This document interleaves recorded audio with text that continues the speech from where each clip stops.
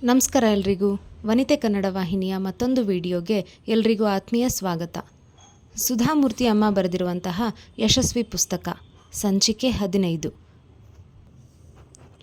ಅರವಿಂದ ಮಾಲವಿಕಾಗೆ ಹಕ್ಕಿ ತೋರಿಸುವನು, ಬಣ್ಣದ ಹೂ ತೋರಿಸುವನು, ಚಿತ್ರ ಬರೆಯುವನು. ಅವನಿಗೆ ನಂದಿಗ್ರಾಮದಲ್ಲಿ ಆ ತರಹದ ವೈಜ್ಞಾನಿಕ ಶಾಲೆಯನ್ನು ಶುರು ಮಾಡಿದ ಮೇಲಂತೂ ಇರುವ ಪರಿಸರದಲ್ಲಿ ಮಕ್ಕಳಿಗೆ ವೈಜ್ಞಾನಿಕ ಆಟ ಕಲಿಸಬೇಕು. ಅದಕ್ಕಾಗಿ ಬೇರೆ ಖರ್ಚು ಮಾಡಿ ಹೊಸ ತರಹದ ಆಟಿಕೆ ತರುವುದು ಸರಿಯಲ್ಲ ಎಂದು ವಾದವಾಗಿತ್ತು. ಅವನನ್ನು ನೋಡಿ ಉತ್ತರೆಯೇ, ಅರವಿಂದ, ನೀನೇಕೆ ಮದುವೆಯಾಗಬಾರದು? ನಿನ್ನ ಮಕ್ಕಳು ಮಾತ್ರ ನಿನ್ನವರಾಗುತ್ತಾರೆ ಎಂದಾಗ ಅವನು ಮೌನಿಯಾದ. ನಂತರ ಉತ್ತರ, ನನ್ನನ್ನು ಯಾರು ಮದುವೆಯಾಗುತ್ತಾರೆ? ನನಗೆ ಸರಿಯಾದ ಆದಾಯವಿಲ್ಲ. ಇದ್ದ ಆದಾಯವನ್ನೆಲ್ಲ ನಾನು ನಂದಿಗ್ರಾಮದ ರಾತ್ರಿ ಶಾಲೆ, ವಿಜ್ಞಾನ ಶಾಲೆಗೆ ಸಹಾಯ ಮಾಡುತ್ತೇನೆ. ನನ್ನ ಕೆಲಸದಲ್ಲಿ ಪ್ರಮೋಷನ್ ಇಲ್ಲ, ವಿದೇಶ ಪ್ರವಾಸವಿಲ್ಲ. ಯಾವ ತರುಣಿ ನನ್ನನ್ನು ಏನು ನೋಡಿ ವಿವಾಹವಾಗುತ್ತಾಳೆ? ಯಾವ ತರುಣಿಗೆ ಇದೆಲ್ಲವೂ ಶ್ರೇಷ್ಠ ಎನಿಸುವುದೋ ಅಂಥ ತರುಣಿಯೇ ನಿನ್ನ ಸಂಗಾತಿಯಾಗಲು ಸಾಧ್ಯ. ಅವಳು ಸಂಪ್ರದಾಯ ವಿರೋಧಿಯಾಗಿರಬೇಕು. ನಿನ್ನ ತರಹವೇ ಜನರ ಬಗ್ಗೆ ಕಳಕಳಿ ಪಡುತ್ತಿರಬೇಕು. ಅಲ್ಲದೆ ನಿನ್ನ ಕೆಲಸವನ್ನು ಮೆಚ್ಚುತ್ತಿರಬೇಕು. ನಿನ್ನನ್ನು ಬಹಳ ದಿನಗಳಿಂದ ಬಲ್ಲವಳಾಗಿರಬೇಕು. ಹೌದು ಅರವಿಂದ, ಉತ್ತರ ಹೇಳುವಂಥ ತರುಣಿ ನಿನಗೆ ಸಿಗಬೇಕಾದರೆ ಅದು ಸಂಪ್ರದಾಯದ ವಿವಾಹದಲ್ಲಿ ಸಾಧ್ಯವಿಲ್ಲ, ಪ್ರೇಮ ವಿವಾಹದಲ್ಲಿ ಮಾತ್ರ ಸಾಧ್ಯ. ಆ ಹುಡುಗಿ ನಿನ್ನನ್ನು ಕೇವಲ ಪ್ರೇಮದಿಂದ ಅಳೆಯಬೇಕೇ ಹೊರತು ಹಣದಿಂದಲ್ಲ ಎಂದ ಗೋಪಾಲ. ಅಂದರೆ ಉತ್ತರ ನಿಮ್ಮನ್ನು ಮದುವೆಯಾದಂತೆ ಅಂದ ಅರವಿಂದ. ನವವಧುವಿನಂತೆ ನಾಚಿದಳು ಉತ್ತರ. ರಾತ್ರಿ ಅರವಿಂದ ಕನಸು ಕಾಣುತ್ತಿದ್ದ. ಉತ್ತರೆಯಂಥ ಪತ್ನಿ ನಂದಿಗ್ರಾಮಕ್ಕೆ ಬಂದರೆ, ತನ್ನ ಮಗು ಮಾಲವಿಕೆಯ ತರಹ ತಂದೆಯ ಕೈ ಹಿಡಿದು ನಡೆದರೆ, ಹಣದ ಹಗರಣವಿಲ್ಲದೆ ಜೀವನ ಇದ್ದರೆ ಎಷ್ಟು ಸುಂದರ. ಅದು ಕೇವಲ ಸ್ವಪ್ನವಾಗಿತ್ತು. ಕಾನಪೂರಿನಲ್ಲಿಯ ಅತ್ತಿಗೆಯವರು ಸದಾಕಾಲವೂ ಅಣ್ಣಂದಿರಿಗೆ ವಜ್ರದ ಒಲೆಯ ಕ್ಯಾರೆಟ್ ಕಡಿಮೆಯಾಯಿತು, ಬನಾರಸ್ ಸೀರೆ ಅಗ್ಗವಾಯಿತು ಎಂದು ಕಾಡುವ ಮಾತು ನೆನಪಾದವು. ಅಂಥ ಪತ್ನಿ ಸಿಗುವುದಕ್ಕಿಂತ ಈಗ ಅವನು ಒಬ್ಬನೇ ಸುಖಿಯಾಗಿದ್ದಾನೆ. ಹೋಗುವ ಹಿಂದಿನ ದಿನ ಅರವಿಂದನಿಗೆ ಜ್ವರ ಬಂದಿತ್ತು. ಅದು ಸಾಮಾನ್ಯ ಜ್ವರವೆಂದು ಹೇಳಿದರೂ ದಂಪತಿಗಳು ಬಿಡಲೇ ಇಲ್ಲ. ಹಳ್ಳಿಯಲ್ಲಿ ವೈದ್ಯಕೀಯ ಸೌಲಭ್ಯ ಇರದಿದ್ದರೂ ಗೋಪಾಲ ಜೀಪ್ನಲ್ಲಿ ತಾನೇ ಹೋಗಿ ವೈದ್ಯರನ್ನು ಕರೆತಂದ. ಅವರು ಅರವಿಂದನನ್ನು ನೋಡಿ ಮಲೇರಿಯಾ ಅಂದರು. ಅರವಿಂದನಿಗೆ ಸಂಕೋಚವಾಯಿತು. ಅತಿಥಿಯಂತೆ ಬಂದವನು ರೋಗಿಯಾಗಿ ಮಲಗಿದರೆ ಯಜಮಾನತಿಯ ಸ್ಥಿತಿ ಹೇಗಿರಬೇಡ. ಪುಟ್ಟ ಮಗು ಬೇರೆ, ಔಷಧಿಗಾಗುವ ಖರ್ಚು ವೆಚ್ಚ ಬೇರೆ, ಉಪಚಾರವಂತೂ ಬೇಕೇ ಬೇಕು. ಗೋಪಾಲನಂತೂ ಶ್ರೀಮಂತನಲ್ಲ. ಅರವಿಂದನ ಹಣ ಬ್ಯಾಂಕಿನಲ್ಲಿ ರಾಯಪುರದಲ್ಲಿದೆ. ತರಿಸುವ ಬಗೆ ಹೇಗೆ? ಅರವಿಂದ ಚಡಪಡಿಸುತ್ತಿದ್ದ. ಉತ್ತರೆಯು ಅವನಿಗೆ ಸಮಾಧಾನ ಹೇಳುತ್ತಿದ್ದಳು. ಅರವಿಂದ, ನಾನೇನಾದರೂ ನಿಮ್ಮ ಊರಿನಲ್ಲಿ ಕಾಯಿಲೆ ಬಂದು ಮಲಗಿದ್ದರೆ ನೀನು ಏನು ಮಾಡುತ್ತಿದ್ದೆ? ನಾನೂ ಅದನ್ನೇ ಮಾಡುತ್ತೇನೆ.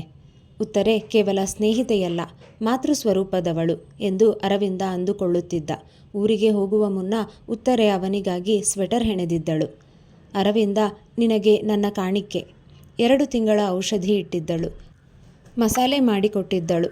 ಗತಿಸಿದ ತಾಯಿ ಮಾತ್ರ ಮಾಡುವಂಥ ಕೆಲಸ ಗೆಳತಿಯಾದ ಉತ್ತರೆ ಉದಾತ್ತವಾಗಿ ಮಾಡಿದ್ದಳು. ತುಂಬಿದ ಹೃದಯದಿಂದ ಅರವಿಂದ, ಉತ್ತರ, ನಿಮಗೆ ನಾನು ಏನು ಹೇಳಲಿ ತಿಳಿಯದು. ಮಾಲುಗೆ ಮುಂದೆ ಒಬ್ಬ ತಮ್ಮನಾಗಲಿ, ಇಷ್ಟೇ ನನ್ನ ಬಯಕೆ. ಗೋಪಾಲ ನಗುತ್ತಾ, ಯಾಕೆ ಪರೀಕ್ಷಿತ ನಮ್ಮಲ್ಲಿಗೆ ಬರಬೇಕು? ಈಗ ಮಗಳಿದ್ದಾಳೆ. ಮಗನಾದರೆ ಸಂಸಾರ ಪೂರ್ಣ. ಬೇಡ, ಅಲ್ಪಾಯಸ್ಸಿನವನಾತ ಮಗನಿಗಿಂತ ಪೂರ್ಣಾಯಸ್ಸಿನವಳಾದ ಮಗಳೇ ಇರಲಿ ಎಂದಳು ಉತ್ತರ. ಅವಳ ಹಳೆಯ ನಂಬಿಕೆ ನೋಡಿ ನಕ್ಕ ಅರವಿಂದ. ಉತ್ತರ ಈಗ ಪಾಟ್ನಾದಲ್ಲಿ ಇದ್ದಾಳೆ. ಅವಳು ಕೆಲಸಕ್ಕೆ ಹೋಗುವ ಅವಕಾಶಗಳು ಕೈಯಿಂದ ತಪ್ಪಿ ಹೋಗಿವೆ. ಇದಕ್ಕೆ ವಿಧಿ ಅನ್ನಬೇಕೋ ಅಥವಾ ಪರಿಸ್ಥಿತಿ ಅನ್ನಬೇಕೋ? ಅವಳಿಗೆ ಈಗ 2 ಮಕ್ಕಳು, ಮಾಲವಿಕಾ ಮತ್ತು ಸೋಮನ. ಅತ್ತೆಯ ಮನೆಯಲ್ಲಿ 4 ಜನರ ಮದುವೆಯಾಗಿದೆ. ಮೊದಲಿನಷ್ಟು ತೊಂದರೆ ಇಲ್ಲ. ಗೋಪಾಲನ ಕೆಲಸ ಚೆನ್ನಾಗಿ ನಡೆದಿದೆ. ಅವನೀಗ ಒಳ್ಳೆಯ ಹುದ್ದೆಯಲ್ಲಿಯೇ ಇದ್ದಾನೆ. ಉತ್ತರಾಳ ಮನಸ್ಸು ಈಗ ಗೃಹಿಣಿ ಜೀವನಕ್ಕೆ ಹೊಂದಿಕೊಂಡು ಬಿಟ್ಟಿದೆ. ಎಲ್ಲಿ ಗೋಪಾಲ ಕೆಲಸ ಮಾಡುತ್ತಾನೋ ಅಲ್ಲಿಯೇ ಸ್ಕೂಲಿನಲ್ಲಿ ಅವಳು ಪಾಠ ಹೇಳುತ್ತಾಳೆ. ಕೂಲಿಯವರಿಗಾಗಿ ಒಂದು ಶಿಶುಗೃಹ ಮಾಡಿದ್ದಾಳೆ. ತರುಣ ತಂದೆ ತಾಯಿಯರು ಮಕ್ಕಳನ್ನು ಅಲ್ಲಿ ಬಿಟ್ಟು ಕೆಲಸಕ್ಕೆ ಹಾಯಾಗಿ ಹೋಗಬಹುದು. ತನ್ನ ಕಂಪ್ಯೂಟರ್ ಜ್ಞಾನ ಮರೆತು ಈಗ ಪರರ ದುಃಖವನ್ನು ಕಂಬನಿಯನ್ನು ಒರೆಸುವ ಪ್ರಯತ್ನದಲ್ಲಿ ಇದ್ದಾಳೆ.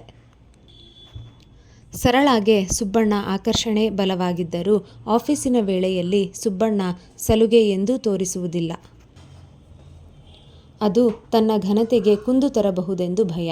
ಅವಳೊಡನೆ ಹೆಚ್ಚು ವೇಳೆ ಕಳೆಯಬೇಕೆಂದರೆ ಆಫೀಸಿನ ಹೊರಗೆ ಮಾತ್ರ ಸಾಧ್ಯ. ಆದರೆ ಸರಳೆಗೆ ಬರಲು ಕಷ್ಟ. ಸರಳ, ರವಿವಾರ ಲೋನಾವಳಾಗೆ ಒಂದು ದಿನ ಟ್ರಿಪ್ ಹೋಗೋಣವೇ? ಸರ್, ಈ ಮಳೆಗಾಲದಲ್ಲಿ? ಈಗಲೇ ಅದು ಸುಂದರವಾಗಿರುತ್ತದೆ. ಸರ್, ಯಾರ್ಯಾರು ಬರ್ತಾರೆ? ನನ್ನ ಸ್ನೇಹಿತ, ಅವನ ಹೆಂಡತಿ ಬರ್ತಾರೆ.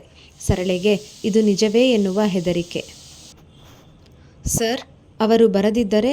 ಸರಳ, ನೀನು ಬರುವ ಹಾಗಿದ್ದರೆ ನಾಸಿಕ್ ಘಾಟಾದ ಹತ್ತಿರ ರವಿವಾರ 7 ಗಂಟೆಗೆ ಬಾ, ನಿನ್ನಿಷ್ಟ. ಸರ್, ಒಂದೇ ದಿನದ ಟ್ರಿಪ್ ತಾನೆ? ಹೌದೌದು. ನನಗೆ ಸೋಮವಾರ ಆಫೀಸ್ ಇಲ್ಲವೇ? ಸುಬ್ಬಣ್ಣನಿಗೆ ಖಂಡಿತವಾಗಿಯೂ ಗೊತ್ತಿದೆ, ಸರಳೆ ಬಂದೇ ಬರುತ್ತಾಳೆ. ತಾನು ಹೇಳಿದ ಸ್ನೇಹಿತನಾಗಲಿ ಅವನ ಹೆಂಡತಿಯಾಗಲಿ ಕಲ್ಪನೆಯ ಕೂಸು. ಸ್ತ್ರೀ ಪುರುಷನ ಪ್ರಬಲ ಆಕರ್ಷಣೆಯೇ ಅಂತಹುದು.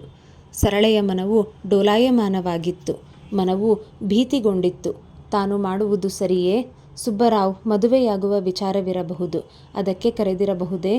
ತಾನು ಬರುವುದಿಲ್ಲ ಎಂದರೆ ಕೋಪಿಸಿಕೊಂಡು ಮಾತು ಬಿಟ್ಟರೆ? ಇಂಥ ವರ ತನಗೆಲ್ಲಿಯೂ ಸಿಗಲಾರ. ಅವಳು ಬಂದ ಪರಿಸರದಲ್ಲಿ ದೂರದೃಷ್ಟಿ ಇರಲಿಲ್ಲ.